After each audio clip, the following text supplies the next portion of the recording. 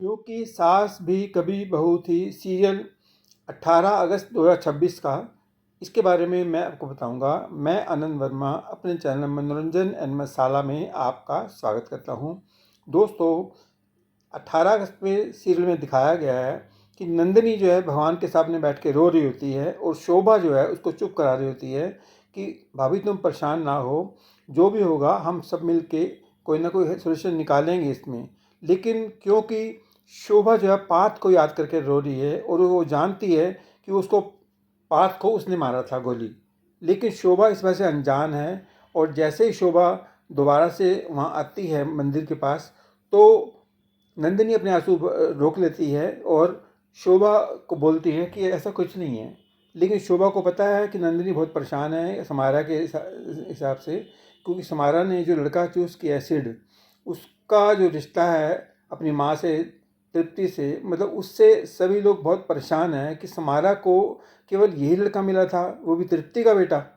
तो वो जो है ये सारी बातें कर रही हैं शोभा और नंदिनी। इसके बाद समारा जो है आ रही होती है, तो गरिमा उसको देख के कहती है नंदिनी को कि मामी आज हमारे लिए कुछ ऐसी चीज़ बनाओ, डिश। तो नंदिनी कहते ठीक है तुम रुको मैं आती हूँ।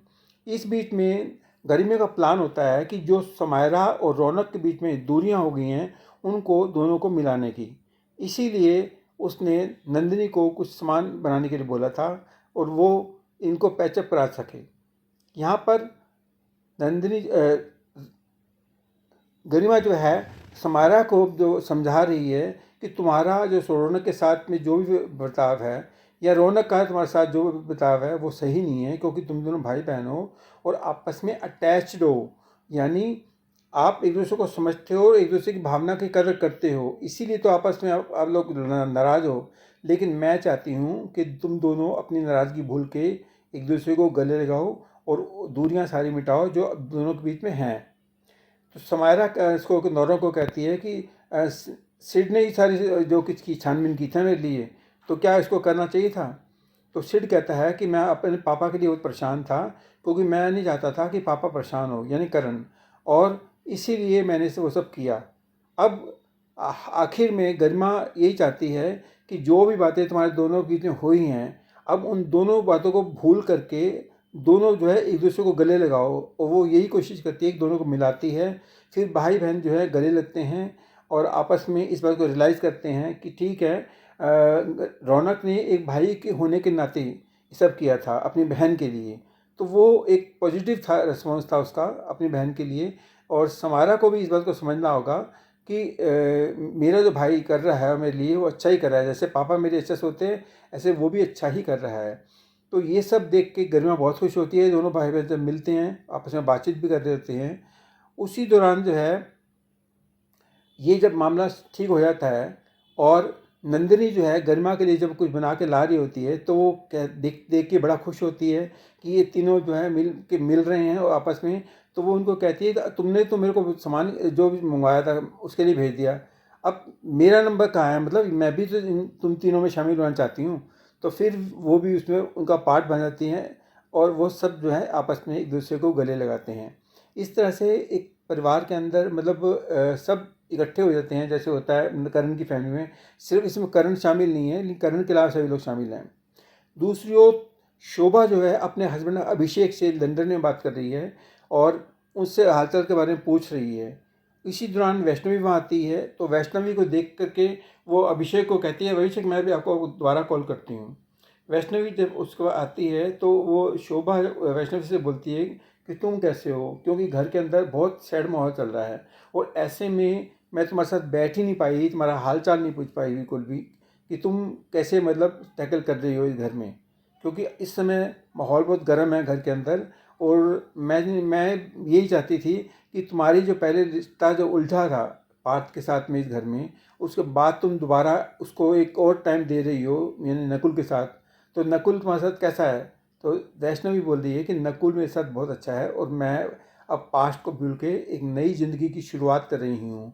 ये सब बातें वो शोभा से बोलती है और शोभा भी इस बात से बहुत खुश है कि तुम्हें पास्ट में कितना कुछ झेला है और आज जाकर के तुम्हें इस बात का एहसास हो रहा है कि हाँ वक्त अब आपके लिए सही होने जा रहा है।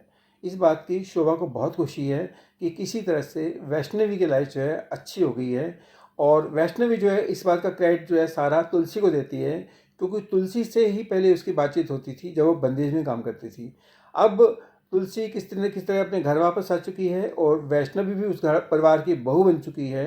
इसलिए वो बहुत खुश है तुलसी के साथ कि जब भी कभी उसको प्रॉब्लम होती है तो वो जो है तुलसी उसका पूरा साथ देती है।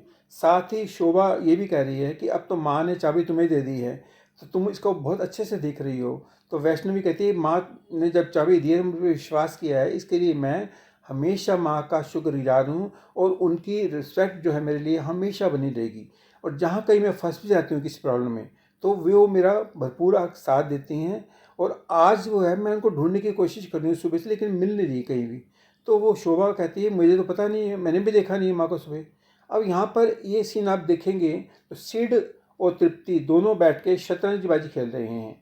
और यहाँ पर सिड तृप्ति से कहता है कि माँ आज मैं ही जीतूँगा।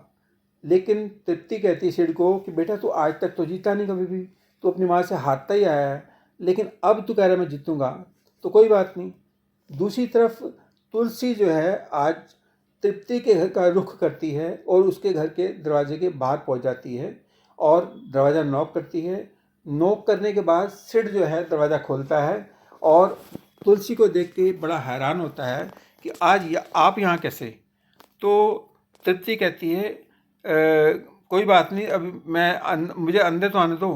तो सिड उसको अंदर आने के लिए कहता है और वहाँ से तृप्ति तुलसी को दूर से ही दिख रही है कि आज मतलब मेरा सामना जो है तुलसी से होगा और हमारे के बीच में क्या बातें होती हैं, ये जो है हो सकता है कुछ ना कुछ पुरानी बातें ज़रूर होंगी। ये जब आपस में बातें कर रहे होते हैं तो सिड को कहते हैं कि बेटा तो आप यहाँ से थोड़ा सा अलग हट जाओ ताकि हम पुरानी बातें कर सकें, उसमें बच्चों का दखल देना सही नहीं है। और तृप्ति भी सिड को घर से मतलब यानी उस कमरे से जाने के लिए बोलती है और उनको कहती है कि मैं ठीक है हम लोग आपस में बात करेंगे जो भी बात करनी है, आप अलग कमरे में चल जाओ। फिर बैठ कर के यहाँ पर शतरंज की बाजी हो रही है और साथ में तृप्ति जो है तुलसी से पूछ रही है कि तुम्हें मैं बहुत अच्छे से जानती हूँ कि तुम बहुत अच्छी सास हो। तुलसी ये कह रही है जब पता ही है तुम्हें तो फिर बोल क्यों रही हो।